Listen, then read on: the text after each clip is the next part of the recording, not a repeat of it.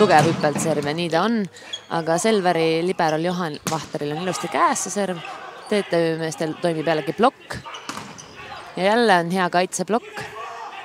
Kusti saab ilusti tõsta sinna, kuhu soovib ja teevad jälle meeste või Selveri mehed imelist kaitsetööd. TTÜ-l jälle plokk toimib.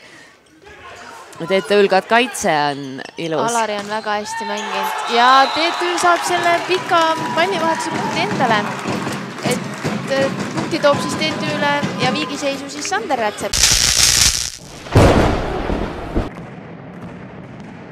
Pärtel raskustes natukene nüüd Nõlvak ilus tõsta nurka ja Krasnevski anitab, see maha ei jää.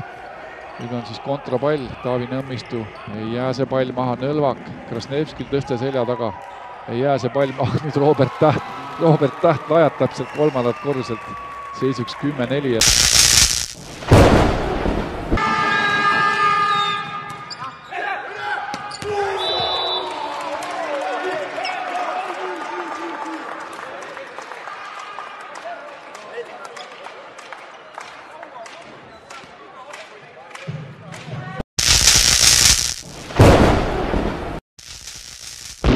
Toeks Tartule, Rikberg, Topalov ja arvata oli, et temposse läheb, sest temporünnak on toitnud täna Tartul ja 24-22 peale Kevin Soo ilusat temporünnakut.